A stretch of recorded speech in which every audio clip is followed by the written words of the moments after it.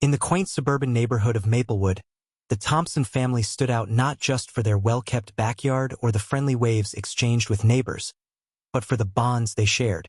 At the heart of this close-knit unit was Margaret Thompson, a local judge known for her fairness and integrity. Widely respected in the community, she balanced her demanding career with the joys and challenges of motherhood, weaving together the lives of her 3 children, Jake, Mia, and little Emma. Jake, the eldest at 15, had inherited his mother's fierce sense of justice. He often engaged in debates with his friends about fairness and ethics, inspired by the discussions he overheard at home. Mia, a spirited 12-year-old, was a budding artist whose colorful creations echoed her vibrant personality.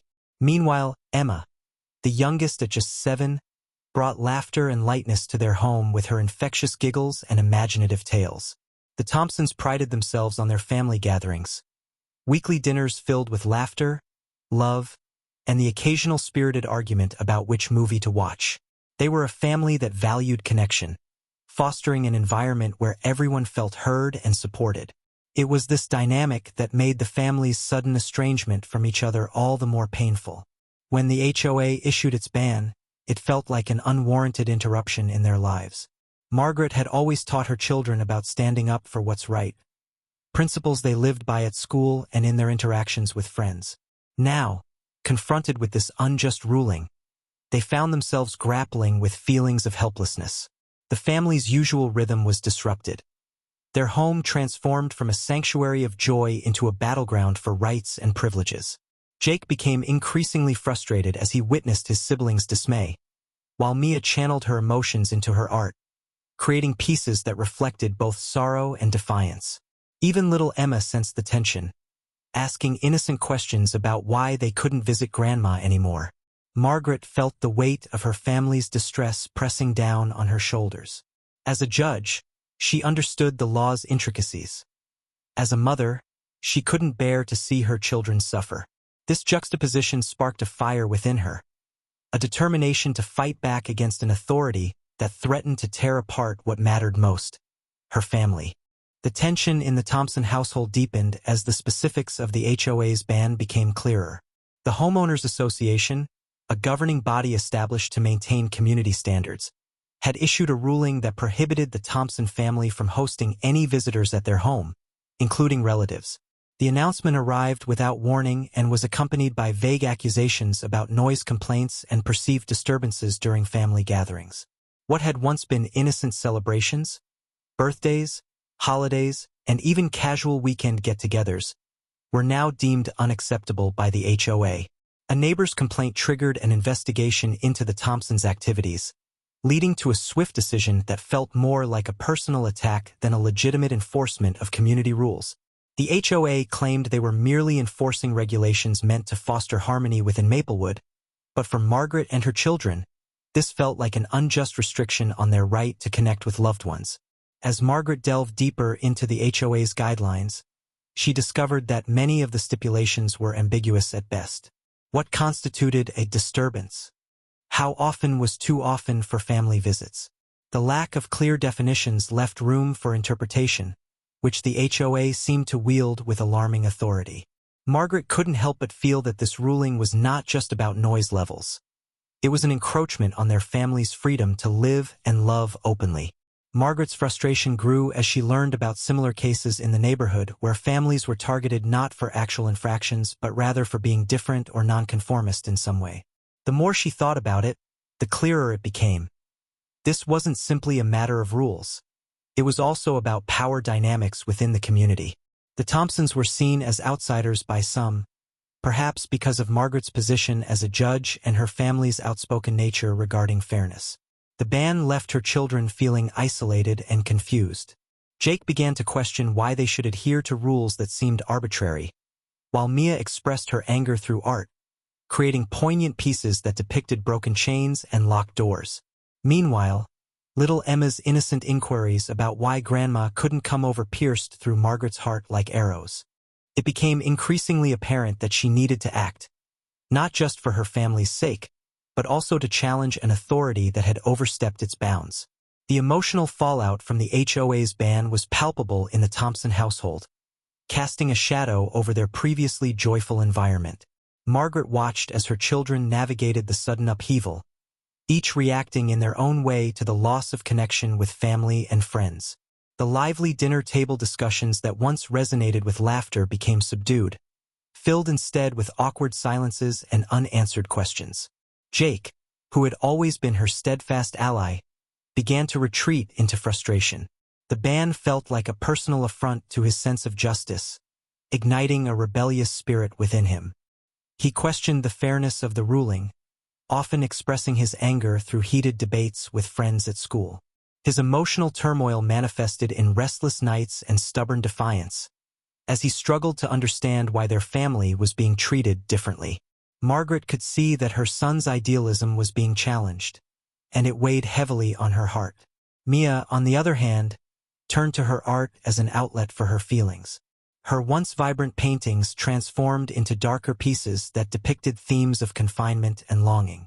Each brushstroke became a reflection of her internal struggle, a silent scream against the restrictions imposed upon her family life. Margaret found herself drawn to Mia's artwork, recognizing the pain behind each canvas, but also feeling a sense of pride in her daughter's creative expression. Little Emma, with her innocent curiosity, added another layer of complexity to the situation. She frequently asked why they couldn't have Grandma over or why they had to stay inside so much. Her gentle inquiries pierced through Margaret's resolve, reminding her of the purity of childhood that was being overshadowed by adult conflicts. Each question was a reminder of what they had lost. A simple family gathering turned into an ordeal. As days turned into weeks, the emotional strain began to manifest physically in Margaret as well. Sleepless nights were coupled with anxiety about how best to protect her children and restore their familial connections.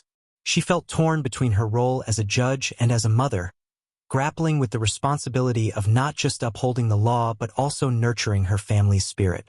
The need to fight back against the HOA's oppressive measures grew stronger within her, fueled by the desire to reclaim a sense of normalcy and joy for her children. The moment Margaret received the notification of the HOA's ban, a wave of indignation washed over her. As a judge, she had spent years upholding the law and advocating for fairness. Now, she found herself on the receiving end of what felt like an arbitrary exercise of power.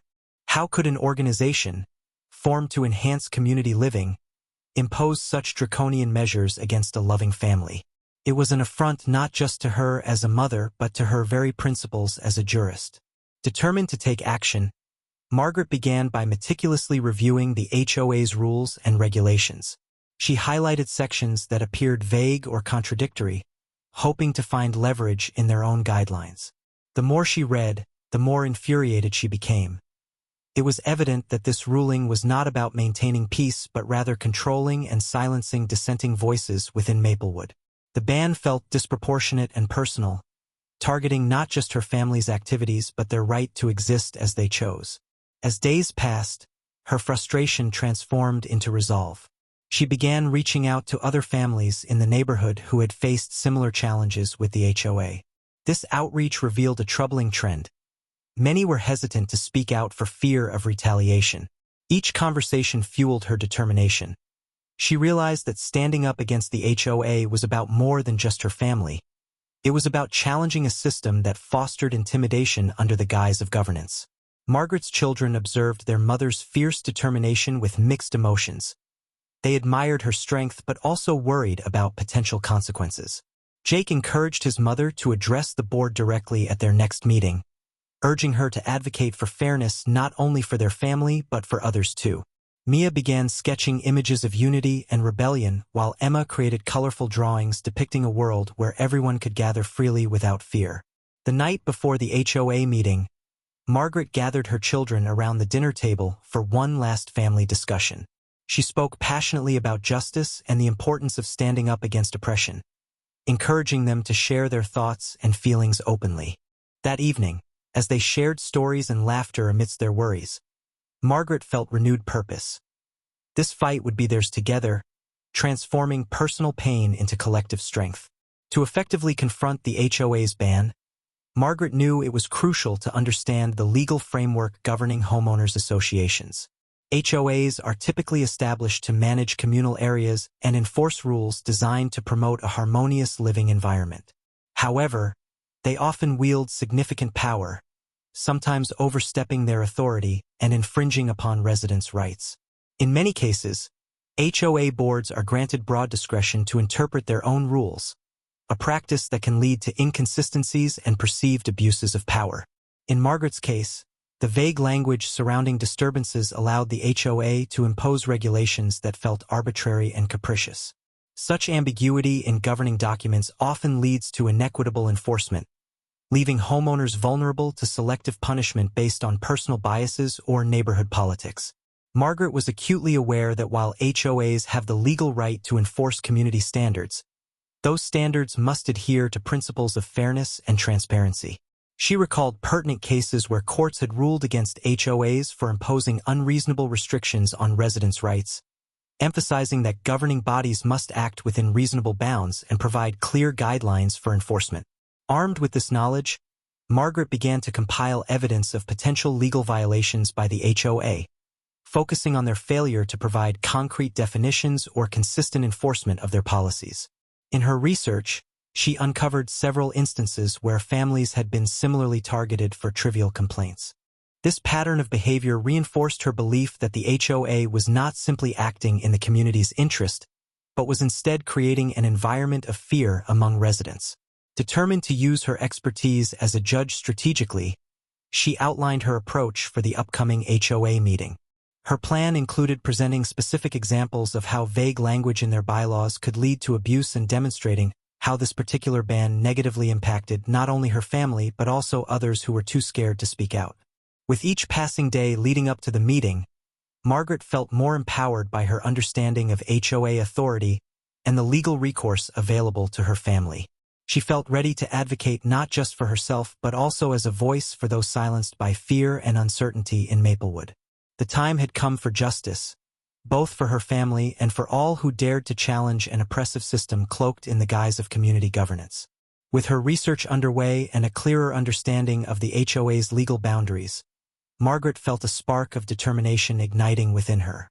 The weight of her family's situation was heavy, but the thought of standing up for not just her rights, but those of her neighbors propelled her forward.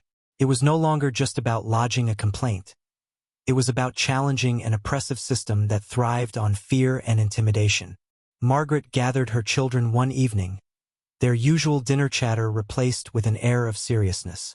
She expressed to them the importance of taking action, explaining how the ban affected not only their family but the greater community as well. "This is our opportunity to speak up," she said, looking each child in the eye. "We can't allow this kind of treatment to continue. If we don't stand up for ourselves, who will?" Inspired by their mother's conviction, Jake expressed eagerness to confront the HOA board directly. He had seen too many families with valid grievances remain silent out of fear, and he didn't want that to happen to them. Mia began brainstorming ways to visually represent their fight against the ban through art, perhaps a mural highlighting community strength and resilience. Even little Emma chimed in with innocent suggestions about making colorful signs for a potential protest. Margaret knew they needed a strategic approach. She spent late nights drafting a speech that would encapsulate all they had learned about the HOA's overreach and its impact on their lives. Her plan included detailing specific instances where other families had faced similar unfair treatment, framing it as an appeal not just for her family but for justice within Maplewood.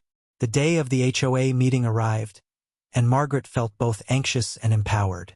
She prepared her children for what lay ahead, reassuring them that no matter what happened in that meeting room, they were united in their cause. As they dressed in their best clothes, symbols of respect for the process, they also donned badges adorned with slogans like, "Unity in Community." Driving to the meeting, Margaret reflected on how far they had come as a family. This experience had transformed them from passive victims into active participants in defending their rights. Determined to advocate not only for themselves but also for those who felt voiceless in their community, Margaret felt ready to face whatever challenges awaited them at the HOA meeting. This was more than just a fight against a ban. It was a stand for dignity, integrity, and family values that transcended any governing body's authority. As the date of the HOA meeting approached, Margaret immersed herself in gathering evidence to bolster her case against the unjust ban. Sitting at her dining room table, surrounded by stacks of documents and notes, she meticulously compiled information that would highlight the HOA's vague policies and potential abuses of power. She understood that a well-structured argument was essential to challenge their authority effectively. Margaret began by reaching out to neighbors who had suffered similar fates. Over cups of coffee and shared stories, she documented their experiences, noting specific incidents where families were unfairly targeted for minor complaints or trivial infractions. These first-hand accounts provided invaluable perspective and lent credibility to her claims. Each story reinforced her belief that the HOA's actions were not isolated incidents but rather part of a troubling pattern. She also took the time to analyze other people's experiences with HOAs in nearby neighborhoods. Online forums and social media groups became her allies as she gathered testimonials from residents who had successfully challenged oppressive rules. One particular account from a woman who had pushed back against an HOA ban on children playing outside resonated deeply with Margaret. It illustrated how collective action could lead to positive change, a notion she hoped to instill in her community. Margaret ensured she documented every piece of evidence: the HOA's own rules, screenshots of communication from disgruntled residents, and even examples of family gatherings that had been disrupted without cause. She saved recordings of community meetings where board members displayed inconsistencies in their enforcement of rules, highlighting how selective application could hurt families while protecting preferred groups within the neighborhood. With every piece of evidence collected, Margaret crafted a comprehensive presentation that intertwined personal stories with legal precedents, underscoring the need for fairness and accountability within the HOA's governance. The night before the meeting, she laid out her materials, color-coded charts, and emotional narratives designed to sway opinions. While preparing her speech, she felt a swell of pride knowing that her family's struggles were becoming a rallying point for others in Maplewood. This was not just about their own rights anymore. It was about fostering a sense of community justice and standing against tyranny disguised as governance. As sleep evaded her that night, Margaret felt invigorated by the purpose ahead, the opportunity not just to reclaim her family's freedom, but also to empower others facing similar injustices within their homes. As Margaret prepared for the HOA meeting, she realized that garnering public support would be essential to amplify her cause. Aware of the influence media could have in shaping public opinion, she decided to reach out to local news outlets to share her family's story and the broader implications of the HOA's actions. Crafting a compelling narrative, she highlighted not only her family's struggles, but also how many residents felt similarly oppressed under the HOA's vague regulations. Margaret's determination resonated with journalists who recognized the potential for a larger story about community rights and governance. Within days, an article appeared in the local newspaper, accompanied by photos of her family and their home, emphasizing their commitment to fighting for fairness. The media coverage had an immediate impact. Neighbors began reaching out to express their support and share their own experiences with the HOA.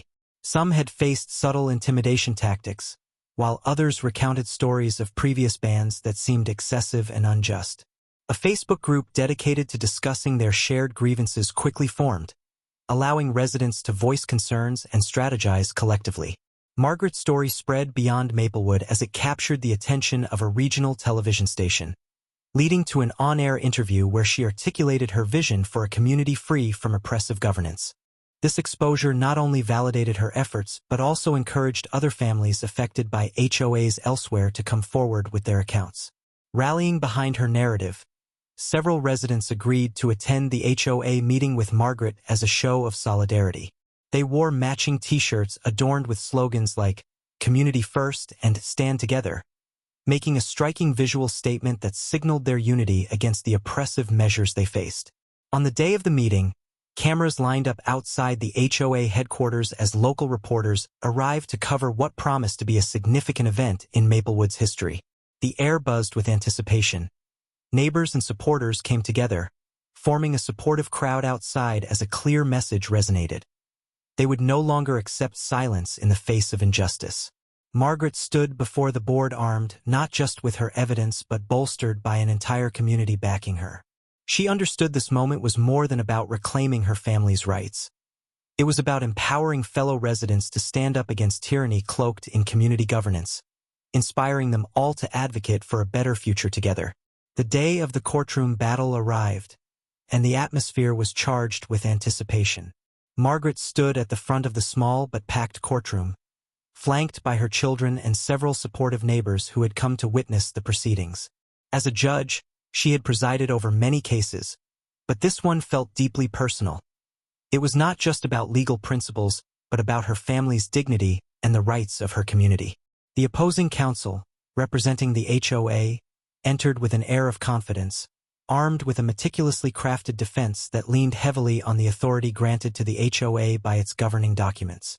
They argued that the ban was necessary to maintain order and peace within the community, painting Margaret's family as disruptive elements challenging the established norms.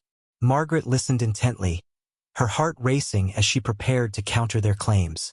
As she took the stand, Margaret felt a wave of determination wash over her. She began by recounting her family's experiences since the ban was imposed, highlighting not only their pain but also how it had affected their relationships and sense of belonging. She articulated clearly how vague accusations had led to severe consequences for families like hers, emphasizing that true community harmony could not flourish under arbitrary rules enforced without transparency. Margaret presented her evidence methodically. Testimonies from neighbors who had faced similar issues, documented instances of selective enforcement, and examples from other neighborhoods where residents successfully challenged oppressive HOA policies. As she spoke, she could see nods of understanding from some members of the audience and even a few sympathetic glances from the judge presiding over her case. The tension in the courtroom grew palpable as Margaret delivered her closing arguments. She appealed to universal values of fairness and justice, asserting that no governing body should wield unchecked power over its residents without accountability.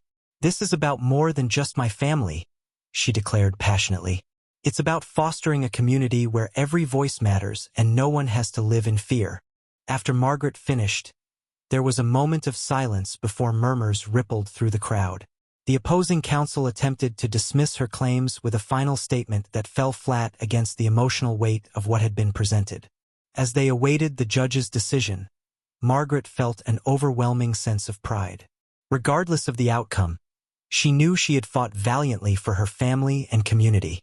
She glanced at her children and neighbors gathered for support. Together they had transformed fear into advocacy, igniting a movement that would resonate far beyond this courtroom. Whatever happened next would not define them. It was their courage in standing up that truly mattered. The moment the verdict was announced, the courtroom fell into a hushed silence. Margaret's heart raced as she braced for the judge's decision that would determine not only her family's fate but also that of many others in Maplewood who felt oppressed by the HOA's actions. When the judge finally spoke, her words hung in the air like a poignant breath, carrying the weight of justice. The ruling was in favor of Margaret and her family, declaring the HOA's ban on visitors unjust and a violation of residents' rights to peaceful enjoyment of their homes. The judge emphasized that the HOA had overstepped its boundaries and that decisions affecting families must be made transparently and justly. Hearing those words felt like a wave of relief crashing against the shore. A tidal wave of validation surged through Margaret as tears of joy filled her eyes. As the reality sank in, cheers erupted from Margaret's children and supportive neighbors who had gathered to witness this pivotal moment.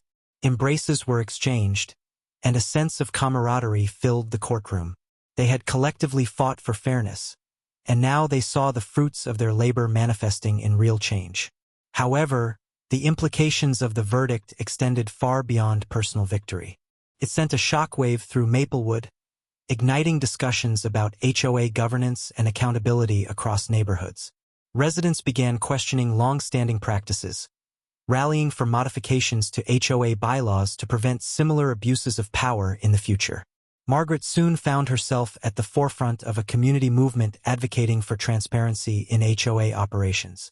In the weeks that followed, town hall meetings were filled with bold discussions regarding landlord-tenant rights, as well as greater community engagement in decision-making processes. More families began stepping forward to share their experiences, transforming Margaret's singular battle into a collective fight for justice that resonated throughout their community. Margaret took great pride not only in reclaiming her family's right to host loved ones, but also in empowering other families to join forces against oppressive governing bodies. She worked tirelessly alongside her neighbors to draft new policies aimed at fortifying resident rights within their community. Ultimately, this legal victory became a catalyst for lasting change, prompting a reevaluation of how homeowners associations wielded their influence. As Margaret reflected on this transformative journey, she felt grateful for the solidarity shared within her community, reminded that together they could confront adversity and protect what truly mattered: their voices, their homes, and their families. As the dust settled after the courtroom victory, Margaret took a moment to reflect on the journey her family had undertaken. The battle against the HOA had tested not only their resilience but also the strength of their familial bonds. No longer were they just a family facing an external threat. They had transformed into a united front, learning the power of solidarity and advocacy along the way. Sitting together in their living room, the atmosphere was filled with a sense of restoration and hope. Margaret glanced at her children, who now wore expressions of newfound confidence. Jake, once frustrated and confused, was animatedly discussing community issues with his siblings, inspired by their collective experience. Mia excitedly sketched plans for a community art project aimed at fostering unity among residents, while little Emma, with her innocent laughter, filled the room with joy, reminding everyone of what they were fighting for. Margaret smiled, recognizing that their struggles had brought them closer together. They had navigated the complexities of fear and injustice, discovering that every family member had a unique role to play in this fight. Her children had stepped beyond their comfort zones, engaging with neighbors, attending meetings, and even contributing to the media outreach. It was a profound transformation that reshaped not only their family dynamics but also their understanding of communal responsibility. The court ruling had undoubtedly been a victory, but it also ignited a newfound commitment within Margaret to protect her family and support others facing similar challenges. She organized regular gatherings at their home to discuss ongoing community issues and encourage open dialogue among residents. These gatherings became a cornerstone for revitalizing connections within Maplewood, as neighbors shared stories and collaborated on solutions together. As she watched her children grow into thoughtful leaders and advocates, Margaret felt immense pride. They were no longer just her kids. They were part of a movement, an embodiment of the values she held dear: justice, unity, and courage. The experience hardened her resolve to ensure that her home remained a safe haven where all voices would be heard and respected. Each day served as a reminder that strength could emerge from adversity. The challenge posed by the HOA had forged unbreakable ties within her family and the broader community. Embracing both the struggles and triumphs, Margaret understood that it was not merely about overcoming obstacles but about nurturing a legacy of empowerment for future generations. One where families would stand together in defiance of oppression, ensuring that everyone had the right to peace and connection in their homes. As Margaret reflected on the profound changes that had unfolded within her family and the community, she began to contemplate the nature of power structures and their impact on everyday lives. The experience with the HOA had illuminated the delicate balance between authority and accountability, revealing how easily power can be misused when a governing body operates in secrecy and without checks. The battle against the HOA was not just a legal fight. It had become a crucial lesson in civic engagement and the importance of standing up for one's rights.